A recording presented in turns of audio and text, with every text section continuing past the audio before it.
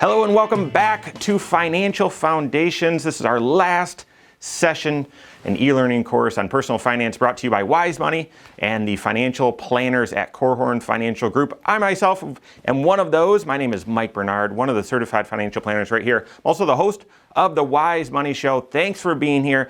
This is our last session, our fifth installment. Hopefully you've caught the previous four, all designed to help you have a stable financial foundation. Schools are not teaching this, whether that's high school or college. They're not teaching personal finance anymore. And right now, given the coronavirus, the recession, the financial crisis, more and more people need to have a stable financial foundation. So we're stepping into that gap, providing this e-learning course to you completely free, available on our YouTube page and all of our social media. So make sure you check out the previous four episodes and stay tuned for this one. We're talking about debt today. Not a very fun topic, but it's extremely important. Let me just remind you something that we started with in the very first segment, very first lesson, and that is there's no way to make a great decision in your financial life without seeing how that decision impacts all 6 areas of your financial life. You and I, everyone, has 6 areas to our financial lives.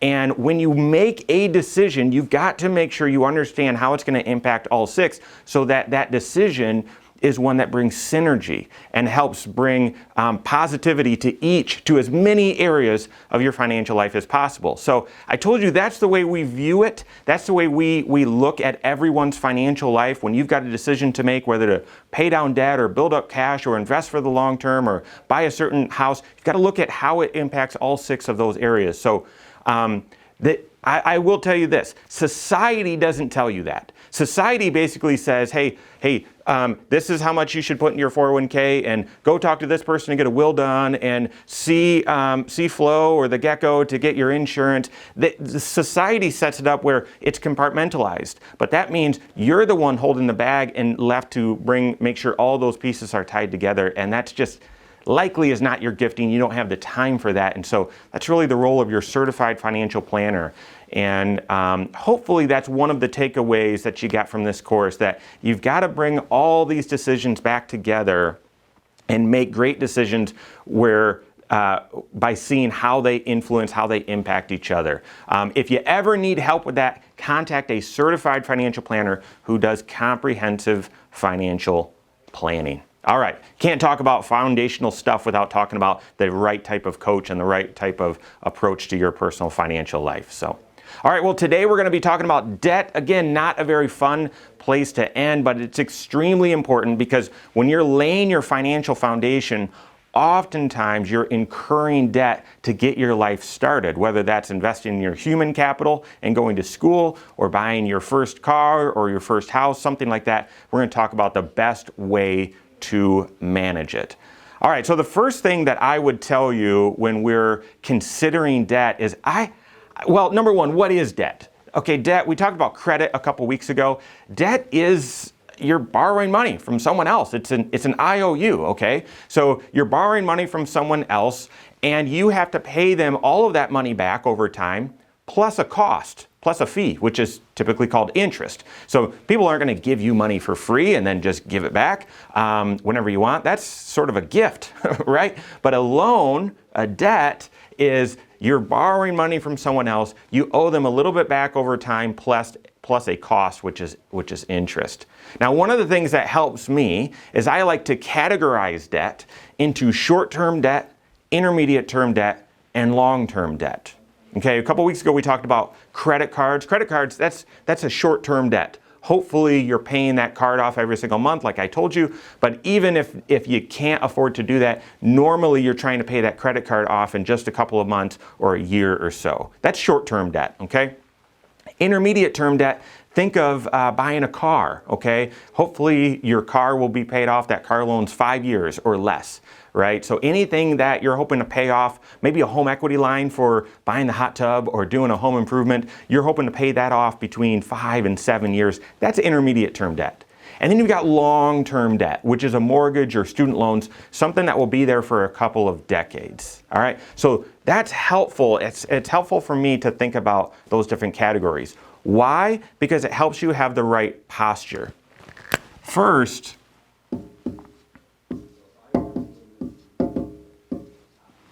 avoid short-term debt. Avoid short-term debt. Typically, short-term debt comes with the highest interest cost to you. That actually goes against conventional wisdom. If I'm just borrowing money for a month or two, you'd think the interest would be really low. But out there in society, the thought is, well, if you need a short-term loan that's only going to last a couple of months, you must have an unstable financial position. Therefore, we got to charge you a lot of interest because you're a high risk. That's credit cards. They seem innocent and they're accepted everywhere, right? But short-term loans are high interest. So you want to avoid those. How do you avoid it? That's the 3 bank account system and the budgeting system that we talked about a couple of weeks ago. That's the way that you avoid having credit cards run your financial life and avoid you from needing to rely on these short-term loans. So avoid short-term loans. Second, reduce intermediate term loans. Okay? We're going to talk about car loans specifically in just a bit, but you can now get a car loan for 8 years. That concerns me. Intermediate term loans are necessary, especially when you're starting your financial life, but have them be just that, intermediate. Try and pay them off as quickly as possible so they don't drag out long and long and long. Some people have home equity loans or lines that they have for years and years and years and years. No, your intermediate term loans, work on getting those things paid off quickly. And then that leads us to the last one, which is manage your long-term loans. Manage your long-term loans. We're going to be talking about these specifically coming up, but this is where people often get overextended with debt. Okay, is if they don't manage their long-term loans and they think, well, that's okay, it's a small payment, I'll tack another thing on, and oh, well, that's a small payment, I'll tack another thing on. And pretty soon they've got so much debt in their life and it's long-term, they didn't manage it well, and now they're overextended. All right, that leads to the second point here,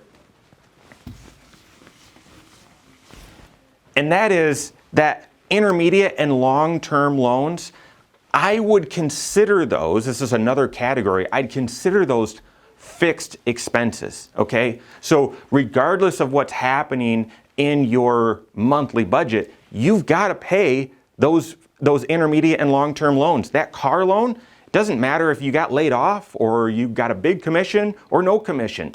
You still have to make that car payment. You still have to make that mortgage payment. And in a time like this, when things are going well, you think, no, my income's going nowhere but up. Everything's fine. But during times like this, when you've got 40 million people unemployed, wages are being cut, if you don't have a lot of flexibility in your cash flow, these fixed expenses really come at a hardship, which is again why you want to manage the amount of these that you let in your life, because you need to make sure you have a nimble financial position and that you've got margin in your financial life. And fixed expenses like intermediate and long-term loans, long-term debt, you're not as nimble. You're giving up some of that flexibility and some of that margin. Finally, the last thing I would tell you just on debt overall is guard your credit. Guard your reputation. We're going to get into some of the specific types of debt here in particular, and of course, the interest rate, which is that cost to you as you're paying someone back the money that you borrowed, that cost and the terms are greatly dependent upon how good your reputation is, how good your credit is. So guard your credit. Don't miss a payment. Don't borrow too much. Don't get overextended. Guard your credit. That can either help make this really easy or make it much more difficult for you. All right, so let's get into some of the specifics here. I've got lots of notes today because I'll try to keep it as short as possible. But number one, car loans. Car loans, this is very typical as you're getting your financial life started. Most of the time, people don't enter into the real world with enough money to buy cash for a car.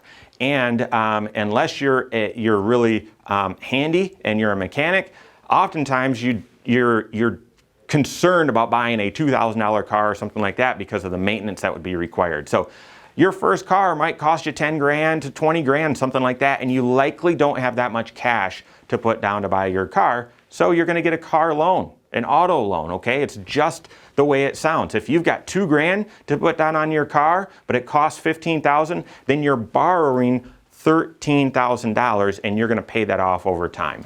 When you're buying a new car, now that's a discussion for a whole different day. Make sure you subscribe to this channel because we talk about that sort of stuff all the time. If you're buying a new car and getting a loan, you might get a 0% interest rate. Yeah, that's right.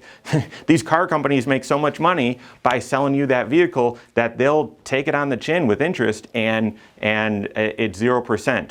If those deals aren't around, or if you're buying a used vehicle, you'll typically see interest rates that cost in the 4 to 5% range. So I would say kind of average, not as low as mortgage rates, but not as high as a credit card. Here's the thing that I'd be concerned about with a car loan though.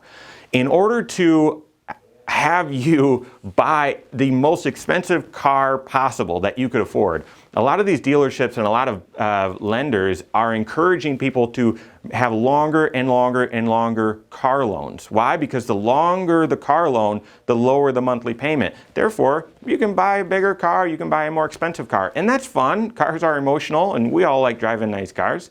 The problem is the longer the loan, the more interest. And the more that fixed cost is in your life. So when I got started, 20 years ago when I graduated college, a 3-year car loan was typical. And I remember when all of a sudden they introduced a 5-year car loan, it was like, whoa, that is scary. Be very careful. Now we've got 7 and 8-year car loans. Guys, I still like, call me old school, I still like the 3 or 4, maybe a 5-year car loan. I wouldn't stretch farther than that. Yes, I know that will require a bigger monthly payment, but here's why. If you have a car loan for 7 or 8 years, what's the likelihood that you're going to need some maintenance on that car? That you'll need to fix the air conditioner, or that you'll need to have other maintenance done on that car within that time? Probably pretty good. And if you're still paying on your car loan, you don't have the financial flexibility to cover the maintenance. Next, how long are you going to keep a car? Cars, hopefully they're making them better these days and they last longer, but typically people, if you're going to keep a car for a long time, you might hold it for 10 years. Well, if you're paying on it for 8, that's a concern because you don't have time to save up cash for the next one.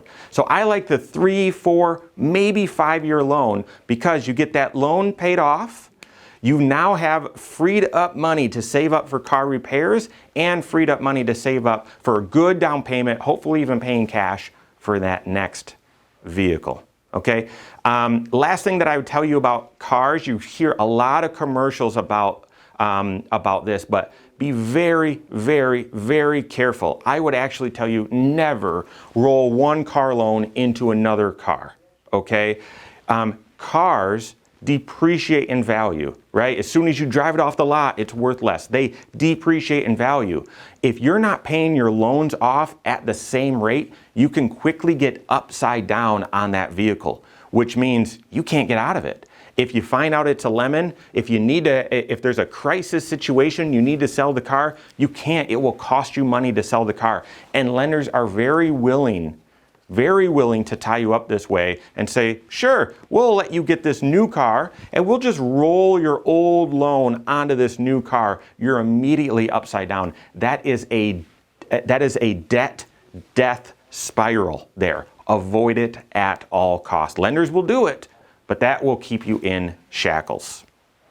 All right, the next big type of loan that some of you probably needed to deal with and you have right now, and that is student loans, right? There is a mountain of student loan debt out there in America. It's one of the things that financially we're going to need to figure out.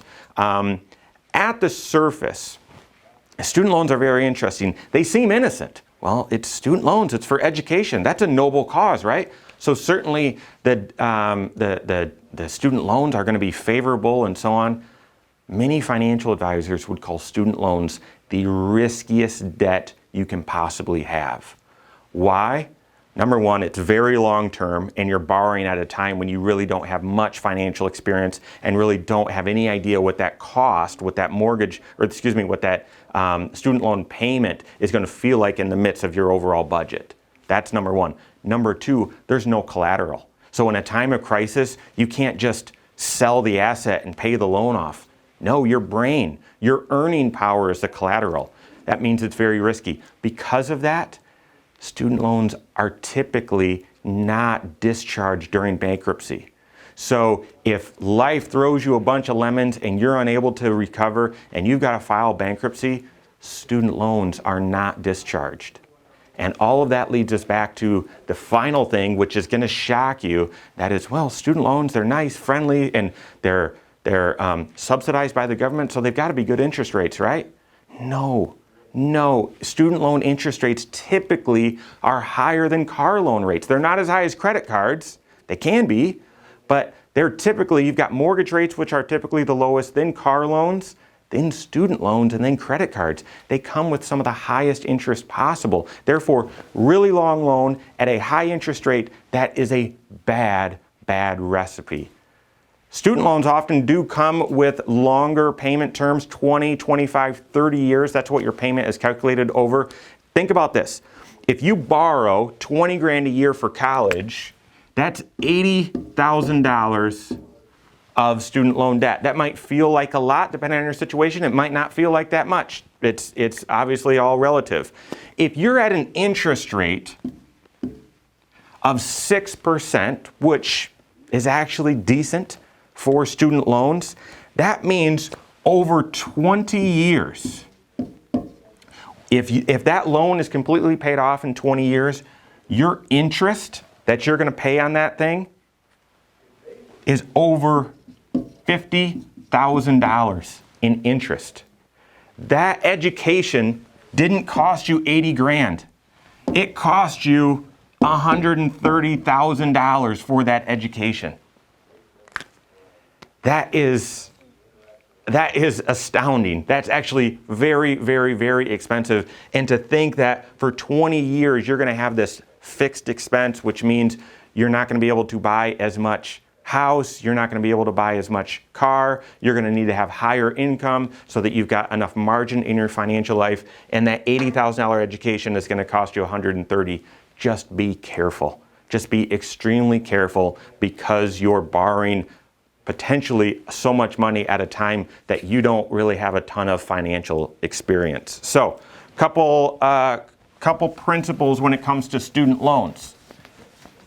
I know it probably sounds like, if you're listening to this and you've got student loans, you probably hear me and say, oh, he doesn't like student loans, maybe I made an enormous mistake. No, investing in yourself is always a great idea. You just need to be very, very careful about the cost. So here's the principles. Once again, I would tell you to avoid student loans as much as possible. I would. My father, now this was a different day and age, but my father worked full time and went to school at night school. It took him 9 years. It took him 9 years to graduate, but he didn't have student loans because he was working full time.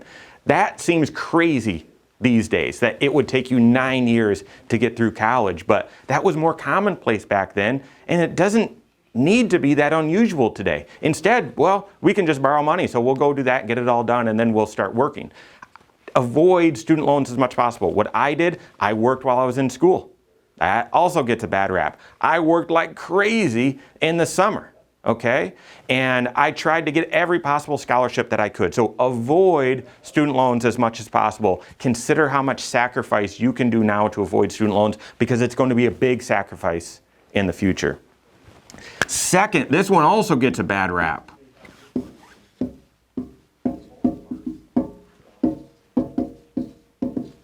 Pay off your student loans as soon as possible. One of my favorite examples of this, because I worked and played a little hockey and whatever, I actually got out of college without any student loans, so I'm so fortunate. Josh Gregory, who you saw last week, he did have some student loans, and as he was starting his career here at KFG, I remember he told Kevin, all right, I've got a plan. Andrew and I, we've done the budget. We're going to really sacrifice. We're going to get the student loans paid off within 3 years, which is crazy, right? Because you can pay them off over 20.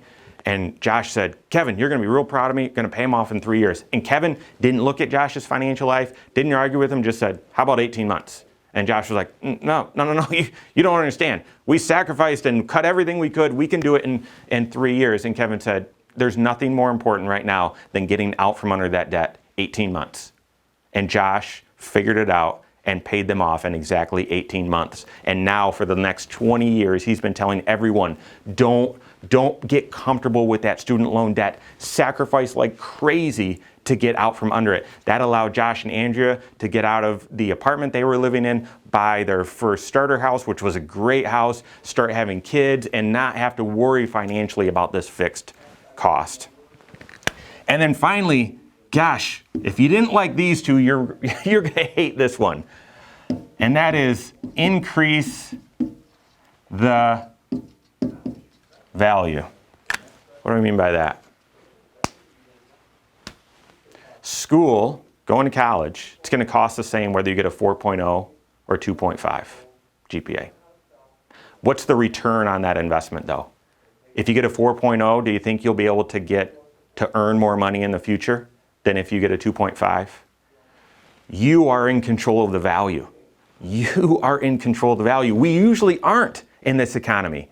The cost is completely connected to the value. So things with higher value cost more. Right now, you are in control of the value that you get from your education. The 4.0 education costs the exact same as you completely failing. So lean in, and if you're not able to get a 4.0 because that's not your gifting, get the best stinking value you can in GPA and experience and life lessons, all that. I always say I learned more from Michigan State just about managing my schedule than I did in the actual classroom. That prepared me for the real world. So get as much stinking value as possible so that you can trade that education for as much income as possible and get that debt paid off really, really quickly. All right, lastly with student loans before I move on is a little bit about forgiveness. There's a ton of rumors right now being politicized about forgiving student loans. We've got so much debt. People are burdened beyond belief, and we've got to forgive all these student loans. And even with this pandemic, there was talk about that being part of the stimulus program. Don't let that be a distraction. If you qualify for some of today's forgiveness, you're a teacher or you work in a nonprofit or whatever, you've got to maximize those forgiveness programs. You have to. I'm not telling you to ignore them. I'm telling you to use them. But to delay or wait on your current loan payments because you expect there's going to be some forgiveness out there in the future, don't let that distract you. Run gazelle-like intensity on paying these student loans off. And if you get a gift, if we get some sort of gift in the future where they're forgiven, wonderful. Don't look back and think, well, geez, why did I have to pay all that? Guys, that is not how the normal economy works. I'm not holding my breath that they're just going to get rid of all the student loans. The ripple effects, the implications throughout the entire economy, if that happens, would be significant. It's so complex, I don't know how they could do it. Don't rely on it. Maximize forgiveness if you have it available. Don't rely on it. All right, the granddaddy of them all is the mortgage, okay? When you think about debt, oftentimes you're thinking about the mortgage. Are you familiar with the term house poor? It actually means sort of the opposite, that you got such a nice house, the cost is such a high amount compared to your overall income that you feel poor because you're house rich, actually. I don't know, that phrase has never really made sense to me, but what it means is you're overextended. You're overextended, you bought too much house, or your loan is too much and it doesn't fit within your overall financial life. So you got to be careful about that, which is why we're talking about this during financial foundations. Typically, mortgage loans are in the 15 to 30 year variety. It's either a 15-year loan or a 30-year loan. Catch a Next Wise Step video that I did just recently about how to decide between those two. Yeah, you can get 10-year loans and you can get 20-year loans. I haven't seen many 25, but typically it's 15 or 30 years, all right? Oftentimes, your mortgage, unless you get a 0% car loan, oftentimes your mortgage is going to be your lowest interest expense, which again is interesting because it's over such a long period of time. But the reason it's such a low interest rate is because there's great collateral there. Banks say, no, I know if we need to, we can just come take your house. The house is worth something very predictable. Therefore, we're comfortable loaning you money at a low interest rate. Typically, though, they will loan you an amount that's sort of connected to something called loan to value. Okay? So we'll just make the math really, really simple. If the value of your house is $100,000, the banks typically are most comfortable lending you $80,000 or less. So the loan to value here, that's 80%. They're very comfortable with that, and that means you've got 20% equity. All right, does that make sense? Many of you, that's probably, you probably already knew that, but just to level the playing field. So if you've got 20% equity, that allows you to avoid an extra monthly cost called private mortgage insurance. It sounds fancy, sounds like you're getting something for that. Nope. PMI is just a cost to you. It is an extra cost. If the banks don't feel comfortable that your collateral, your loan to the collateral is a safe enough metric for them, they're going to charge you an extra cost every single month. You don't get anything for it. It's just an extra cost. I've seen it as low as 60, 70 bucks. I've seen it as high as a couple hundred a month. And it doesn't go towards your principal. You don't get the money back. So this is one metric. So yeah, that means if you're going to buy whatever size house you're going to buy, you got to try to build up 20% down as a down payment. That means buying your first house is going to take a little while, some savings to build up for before you can actually get in it. Another quick example here. If you haven't bought a house before, buying one and closing on the mortgage, your arms are going to get tired. You're going to sign so many documents. But if you have bought a house, you know what I'm about to say. There's one document in there that's going to scare you like crazy. The scariest document of these, 75 documents you're going to review and sign. The scariest one is, all right, you're borrowing this much money, the interest rate's this, the total interest over the life of the loan is this, therefore you're signing up to pay this much back. It's the exact same thing that I did with these student loans. And let me give you an example. If you buy a house for if you buy a house, for $150,000, you got to put 20% down, hopefully. So you're putting $30,000 down as a down payment. That means your loan, your mortgage is $120,000. Let's see, what did I do this at a 4% interest, I believe is what I did this at. Over the life of that loan, your interest is going to be $81,000 in interest. That $150,000 house is going to cost you $30,000 down payment plus another $200,000 in paying off the loan and the interest. And that one just scares you. Everyone that I've talked to says, yeah, as I'm signing my name to that one, my hand's just shaking there, because a simple house, $150,000, ends up costing you $230,000, and that's at these historically low interest rates. So what do you need to do when it comes to a mortgage? It's just about impossible to say you'll own a home and never have a mortgage in your life. So likely the first thing that you need to do is manage the mortgage. Make sure you're not getting yourself overextended. Of all the things you can spend money on, houses are probably the most emotional.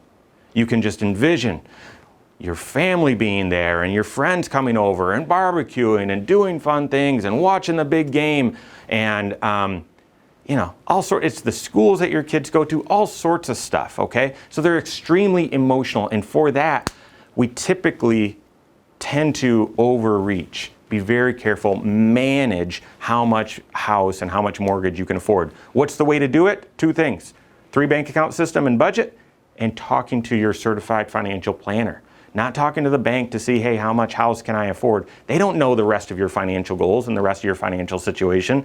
Your certified financial planner does. So that leads us to the second tip with mortgage, and that is priorities. Typically, as I'm meeting with younger folks in particular, they often are looking at their budget because they're taking our advice. They're looking at their budget, they're throwing everything in there, and they're like, okay, I can buy this $350,000 house and we can make it all fit in the budget. Right, but is buying that size house your only financial goal? Do you have the other financial goals worked in as part of your budget? And oftentimes people look and they say, well, yeah, we want to help our kids with college, but we're not saving anything yet.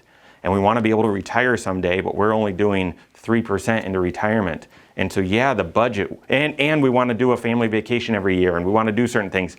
So the budget works in such that we can get this size house, but we really can't do any of the other things that we need to do. So your house is likely one of the largest financial goals that you'll have in your life, but make sure it's working in concert with the other financial goals of your life. And that you don't look and say, well, if I don't do anything else, I can afford this house. No, make sure it fits within the right priorities.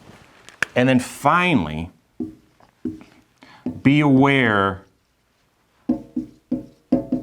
of the other costs of home ownership. So when you're doing a budget and you're looking at, well, how much house can I afford? How much mortgage can I afford? It's not just calculating the mortgage. You're also calculating the property taxes and the insurance. You're also calculating how much utilities will be. You're also calculating homeowners association. So it's not just the one line item. I see a lot of people shifting from renting to buying a house, and they just look, well, here's my rent, here's what the mortgage payment will be.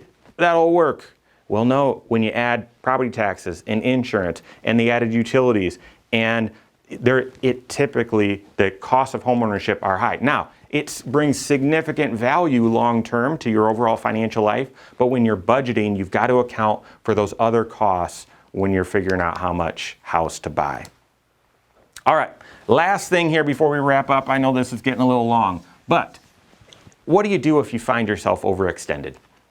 What do you do if you've got a little bit of a smorgasbord here with all the debt? You've got a couple credit cards that you thought you'd be able to pay off really quick, but you couldn't because you've got 2 car loans. Maybe you've got a couple student loans still out there and you still have this mortgage, and all of these are fixed expenses and you really have no flexibility. What do? Don't go to debt collectors. Don't just try to wing it, do it yourself, and don't think, well, I'll just keep doing what I'm doing. Eventually, I'll lift my head above water. You got to contact your certified financial coach, certified financial planner, but they're likely going to lead you to 2 things. 1, the importance of that 3 bank account system and budget. And it's likely going to involve a lot more sacrifice than you've been used to. But second, they're going to figure out how to do a debt snowball with you. So let me just share that concept with you very quickly. The idea of a snowball is, especially if you're from down south, or I know we've got some folks overseas listening as well, not familiar with snow, but you can pack a snowball in, okay? And then if you're at the top of a hill, you can set it on the ground and you can roll it down the hill. And as it's being rolled down the hill, it's absorbing other snow and it's growing bigger and bigger and bigger, okay? So the idea is with a debt snowball is sort of the same thing. You make a list of all of your debt, okay? So city credit card, mortgage, blank student loan, all that stuff, okay? You make a list, all of your balances, all of those interest rates, and all of those minimum payments. And you add up those minimum payments. Okay, so if I'm just paying the minimum, this is how much I have to pay every month. Well, second is you then look at your 3 bank account system and budget and say, well, I actually have, so if all my payments are this, I actually can afford in my budget. I made some cuts. I can put this much towards debt. So then you look at how much you can actually put towards debt. You pay the minimum on everything possible, except you put everything extra on your lowest balance.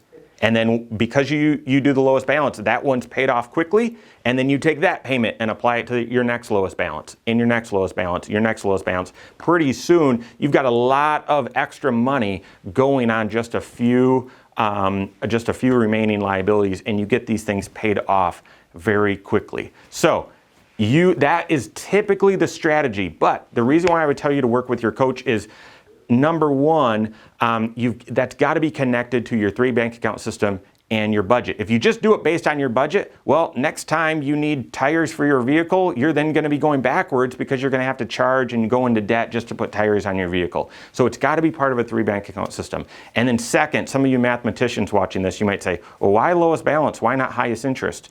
Typically, you want to get that momentum. You want to get that snowball rolling down the hill. But depending on your interest levels, it might be significantly better for you to work on the highest interest instead of the lowest balance. We've got calculators that we can quickly toggle back and forth to see which one is the very best for you. So if you got caught within too much debt and overextended, an ounce of prevention, again, is worth a pound of cure. But if you need some of the cure, then it's a 3 bank account system with a debt snowball, and work with your financial coach to get that done. So, all right, that was a mouthful on debt. I hope you had the patience to sit through that, but we can't talk about a stable financial position without talking about the right perspective, the right way to handle debt. So think of it in different categories: avoid short-term loans, minimize intermediate-term loans, and manage long-term loans. And then we talked about the most common types of loans: car loans, student loans, and mortgages, and how you should manage each. All of that is connected to the investment structure, the 3 bank account system, what you do with credit and credit cards, and having the right financial habits. I hope this has been a blessing for you. I hope it's been helpful. All of these videos, it's all in a playlist on our YouTube channel. Check it out. Go to Wise Money Show on YouTube if you're not watching this there. Subscribe to that channel, and you'll see this entire playlist there. Share it with others who need this education as well. And wherever you're absorbing this content, just if you found anything helpful, just like it and share it. Leave comments. We appreciate it. So there you go. Make sure as you apply this to your financial life, you're working with your certified financial planner, your financial coach. If you don't have one, we would love to help. You can find us online, wisemoneyshow.com or corehorn.com. That's Corehorn with a K. But until then, until next time, all right, thanks for joining us.